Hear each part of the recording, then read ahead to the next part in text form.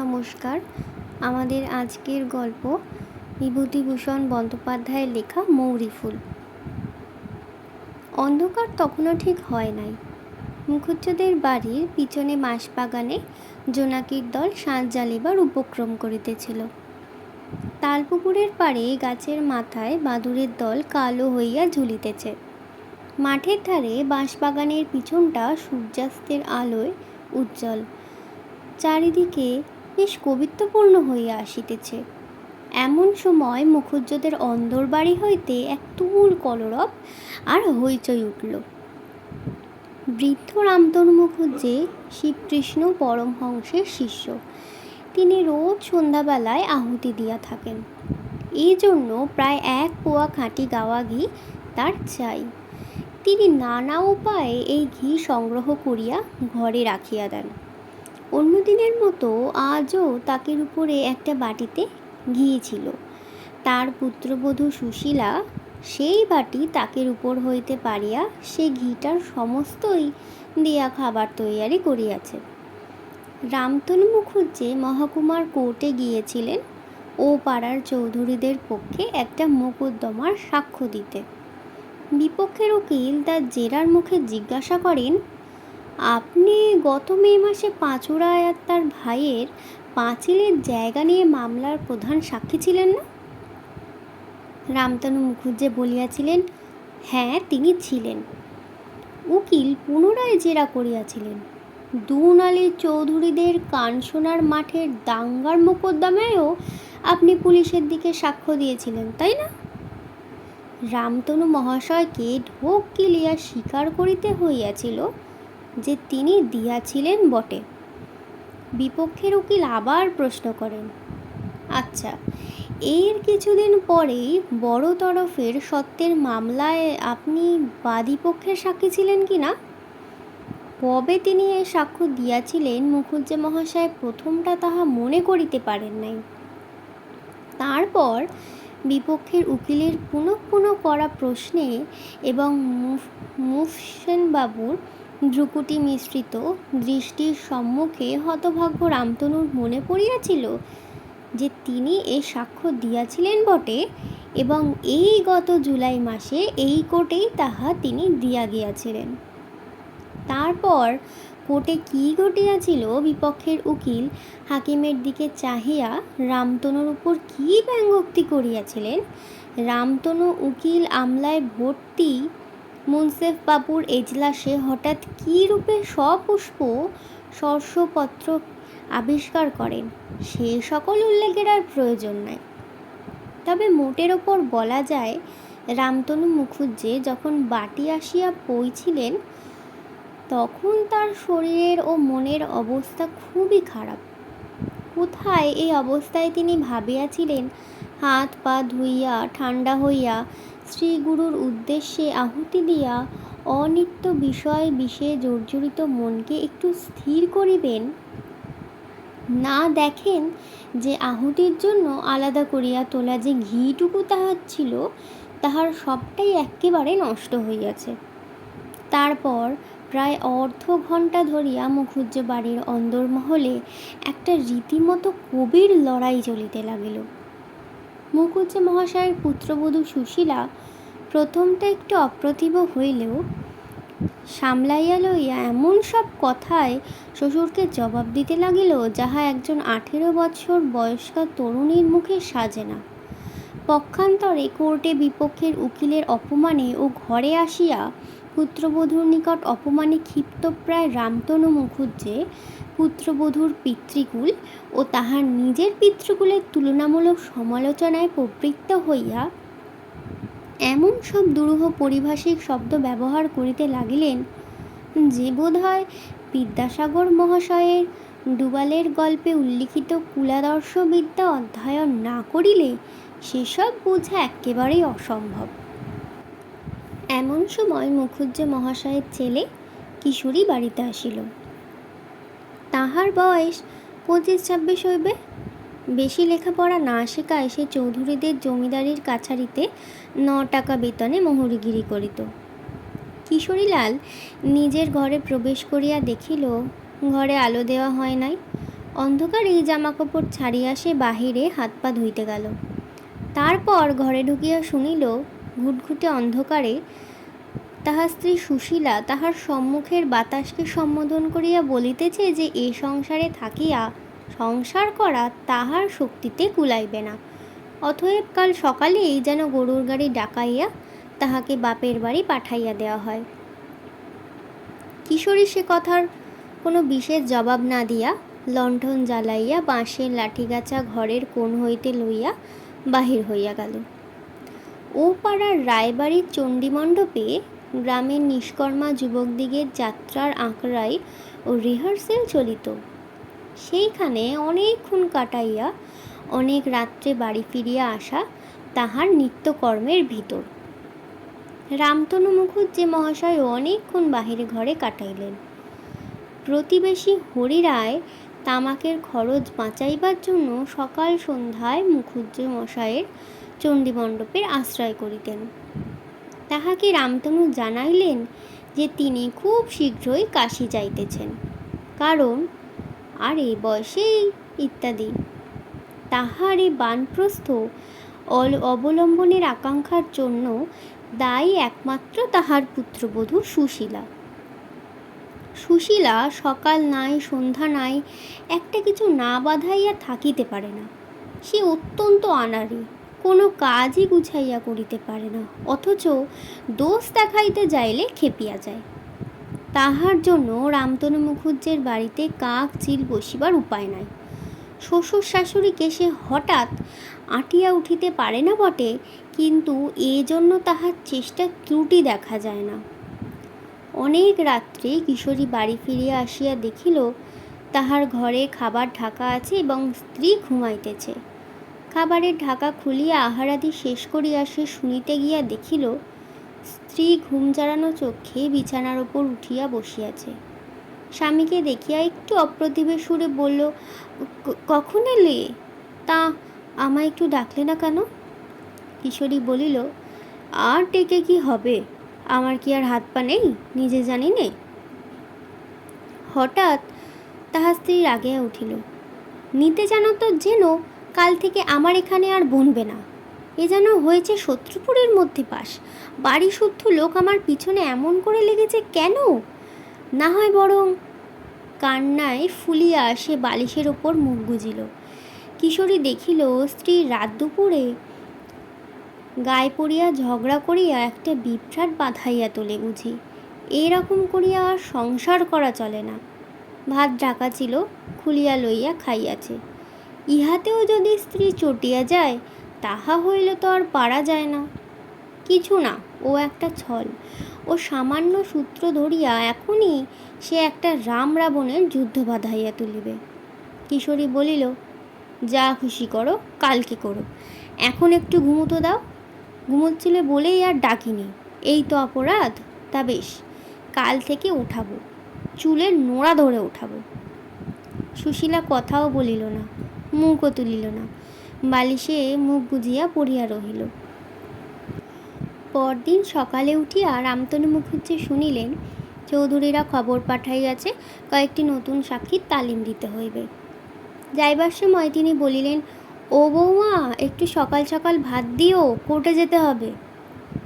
বেলা 9টার সময় ফিরিয়া আসিয়া দেখিলেন সুশীলা স্নান করিয়া আসিয়া রৌদ্রে কাপড় মেলিয়া দিতেছে। গৃহিণী মোক্ষদা সুন্দরী রান্নাঘরে বসিয়া রাঁধিতেছেন। স্বামীকে দেখিয়াই মোক্ষদা চৌকিদারি হাঁকার সুরে বলিতে লাগিলেন, হয় আমি এদিকে বেরিয়ে যাই, না হয় বাপু এর একটা বিহিত করো। সে সকাল থেকে ঘুরপাক দিয়ে দিয়ে বেড়াচ্ছে। বলছি, ও বৌমা, দুটো ভাত চড়িয়ে দাও, ও গো, না হয় কিছু রাঁধো। হাতে পায়ে ধরতে কি বল বাকি রেখেছি, কার কথা কে শোনে? এই বেলা দুপুরের সময় রাগিয়ে এখন এলে নে। সুশীলা রক হইতে সমান গলায় উত্তর দিল, মাইনে করা দাসী তো নই, আমি যখন পারবো তখন রান্না চড়াবো। সকাল থেকে বসে আছি নাকি? এত খাটনি সেরে আবার 8টার মধ্যে ভাত দেব? মানুষের আর শরীর তো নয়। যার না চলবে সে নিজে গিয়ে রেঁধে নিক। এই কথার উত্তরে মোক্ষদা খুন্তি হাতে রান্নাঘরের ছাওয়ায় আসিয়া নটরাজ শিবের তাণ্ডব নর্তনের একটা আধুনিক সংস্করণ শুরু করিতে যাইতেছিলেন, একটা ঘটনায় তাহা বন্ধ হইয়া গেল। একটা 10-12 বছরের ছেলে, রংটা বড়ই কালো, ম্যালেরিয়ায় শরীর জীর্ণ শীর্ণ, পরনে অতি ময়লা একটা গামছা। শীতের দিনেও তাহার গায়ে কিচ্ছু নাই। হাতে ছোট্ট একটা বাঁকড়ির ছড়ি লইয়া বাড়ির মধ্যে ঢুকিল। ছেলেটির পার্শ্বে গ্রামের আতরারি ঘরামির ছেলে। গত বৎসর তাহার বাপ মারা গিয়াছে। দুটি ছোট ছোট বোন আর মা ছাড়া তার আর কেহ নাই। অবস্থা খুব খারাপ, সব দিন খাওয়া জোটে না। ছেলেটা পিঠে ঝড়ি বাজাইয়া হাঁপু গাইয়া মা ও বোনকে দুটিকে প্রতিপালন করে। সে গ্রামের প্রায় সব বাড়িতে আসিত, কিন্তু মুখুজ্জে বাড়ি আর কখনো আসে নাই। তাহার একটা কারণ এই যে দানশীলতার জন্য রামতনু মুখুজ্জ গ্রামের মধ্যে আদৌ প্রসিদ্ধ ছিলেন না। ছেলেটি উঠোনে দাঁড়াইয়া বগল বাজাইয়া নানা রূপ সুর করিয়া উচ্চস্বরে হাঁপু গাইতে লাগিলেন। সঙ্গে সঙ্গে পিঠে জোর করিয়া লাঠির বাড়ি মারিতে লাগিল। 3টি নেহাত গোবেচারী সাক্ষীর তালিম দিতে অনেক ধস্তাধস্তি করিয়া রামতনুর মেজাজ ভালো ছিল না। ফিরিয়া চাহিয়া দেখিয়া মুখ খিচড়াইয়া বলিলেন, থাম থাম, সব রাখ, ওসব দেখবার শখ নেই, যা অন্য বাড়ি দেখবে যা। সুশীলা কাপড় মেলিয়া দিতে দিতে অবাক হইয়া হাঁপু গাওয়া দেখিতেছিল। ছেলেটি সংকুচিত হইয়া বাহির হইয়া যাইতে সে তাড়াতাড়ি বাহিরের রকে গিয়া তাহাকে ডাকিয়া বলে, শোনো, তোমাদের বাড়ি কোথায়? হরিশপুর মা ঠাকুরন। বাড়িতে কে আছে? আর মোর বাপ মারা গেছে, আর বছর মা ঠাকুরন, মোদের আর কেউ নাই, মুই বড়, মোর ছোট 2 বোন আছে। তাই বুঝি? তুই হাঁপু গাস? হ্যাঁ রে, এটি চলে। রামতনুর ধমক খাইয়া ছেলে মানুষ অত্যন্ত দমিয়া গিয়াছিল। সুশীলার কথার ভিতর সহানুভূতির সুর চিনিয়া লইয়া হঠাৎ তাহার কান্না আসিল। চোখের জল হু হু করিয়া পড়িতেই ম্যালেরিয়া শীর্ণ হাতটি তুলিয়া চোখ মুছিয়া বলিল, না মা ঠাকুরন, চলে না, এসব লোকে আর দেখতে চায় না। মুই যদি ভালো গান গাইতে পারতাম তো যাত্রার জলে যেতাম। বড় কষ্ট ওদের সংসারে, এই শীতে মা ঠাকুরন।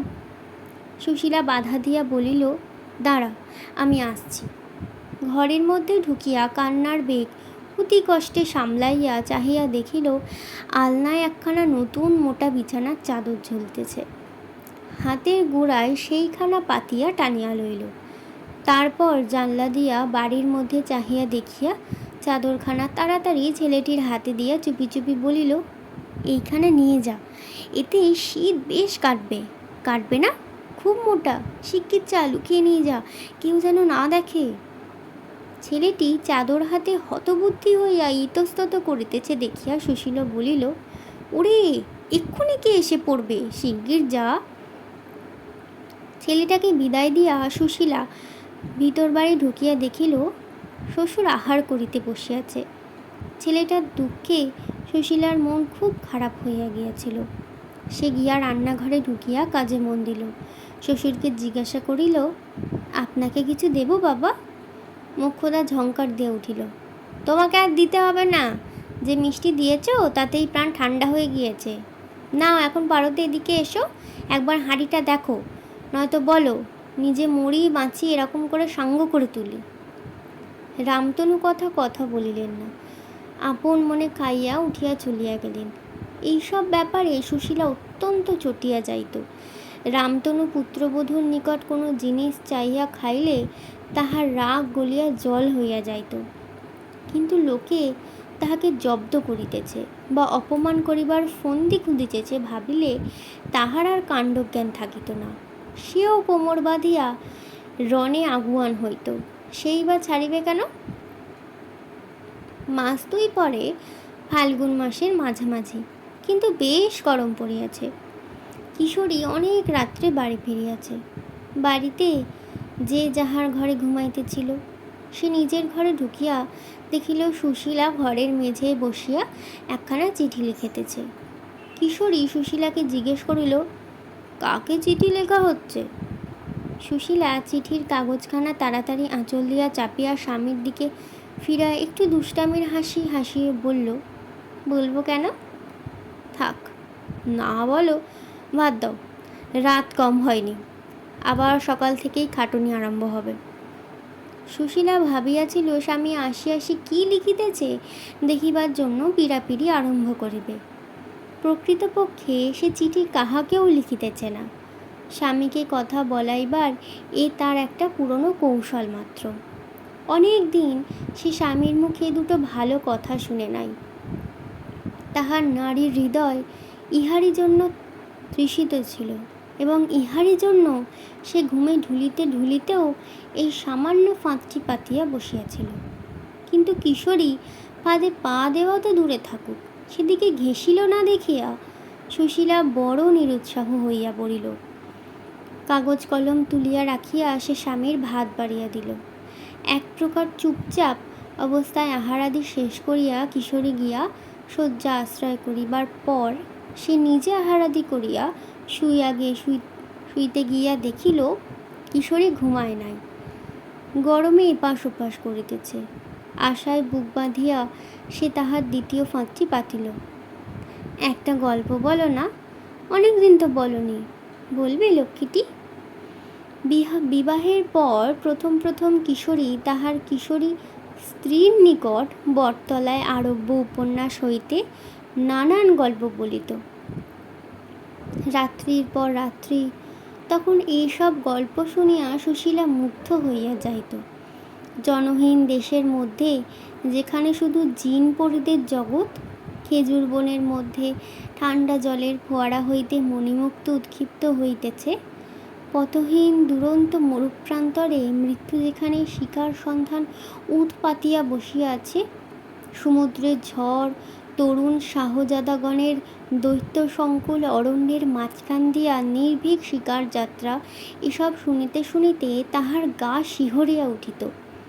ঘুম ভাঙিলে ঘরের মধ্যে অর্ধরাত্রির অন্ধকার বিকটাকার জিন দেহের ভিড়ে ভরিয়া গিয়াছে মনে করিয়া ভয়ে সে স্বামীকে জড়াইয়া ধরিত। প্রাচীন যুগের তরুণ শাহজাদাদের কল্পনা করিতে গিয়া অজ্ঞাতসারে সে নিজের স্বামীকে যাত্রার দলে রাজার পোশাক পরাইয়া দূর দেশে বিপদের মুখে পাঠাইত। শাহজাদাদিগের দুঃখে তাহার নিজের স্বামীর ওপর সহানুভূতিতেই তাহার চোখে জলও আসিত। এই রকম গল্প শুনিতে শুনিতেই অদৃশ্য নায়ক নায়িকাদের গুণদৃশ্যমান গল্পকারের ওপর প্রয়োগ করিয়া সে স্বামীকে প্রথম ভালোবাসে। সে আজ 5-6 বৎসরের কথা, কিন্তু সুশীলার এখনও সে ঘোর কাটে নাই। কিশোরী স্ত্রীর কথা উড়াইয়া দিল, হ্যাঁ, এখন গল্প বলবো? সমস্ত দিন খেটে খুটে এলাম, এখন রাত দুপুরে বকবক করি আর কি? তোমাদের কি বাড়িতে সব বসে বসে সব পোষায়? অন্য মেয়ে হইলে চুপ করিয়া যাইত। সুশীলার মেজাজ ছিল একগুঁয়ে। সে আবার বলিল, তা হোক, একটা বলো, রাতটা এখনো বেশি নয়? না, বেশি নয়। তোমার তো রাত কম বেশির জ্ঞান কত, নাও চুপচাপ শুয়ে পড়া। সুশীলা এইবার জিদ ধরিল, বলো না, একটা ছোট্ট দেখে বলো, এত করে বলছি, একটা কথা রাখতে পারো না? কিশোরী বিরক্ত হইয়া বলিল, এ তো বড় জ্বালা হলো, রাতেও একটু ঘুমোবার জো নেই, সমস্ত দিন তো গলা বাজিতে বাড়ি সরগরম রাখবে, রাত্রিটা একটু শান্তি নেই? এইটাই ছিল সুশীলার ব্যথার স্থান। স্বামীর মুখে একথা শুনিয়া সে খেপিয়া গেল। বেশ করিয়া গলাবাজি করি, তাতে অসুবিধা হয় আমাকে পাঠিয়ে দাও এখান থেকে। রাত দুপুর করলো কে? নিজে আসবেন রাত দুপুরের সময় আড্ডা দিয়ে, কে এত রাত পর্যন্ত ভাত নিয়ে বসে থাকে? নিজেরই দেহ, পরের তো আর দেহ না। খেটে খুটে এসে একেবারে রাজা করেছেন আর কি, নিজের খাটুনিটাই কেবল। কিশোরী ঘুমাইবার চেষ্টা করিতেছিল। স্ত্রীর উত্তরোত্তর চড়া সুরে তাহার ধৈর্যচ্যুতি ঘটিল। উঠিয়া বসিয়া প্রথমে সে স্ত্রীর পিঠে সজোরে ঘা কতক পাখার বাঁট বসাইল। তারপর তাহার চুলের মুঠি ধরিয়া বিছানার ওপর হইতে নামাইয়া ধাক্কা মারিয়া ঘরের বাহির করিয়া দিল। বলিল, বেরো ঘর থেকে, বেরো আপদ, দূর হ। রাত দুপুরে একটু শান্তি নেই, যা বেরো, যেখানে খুশি যা।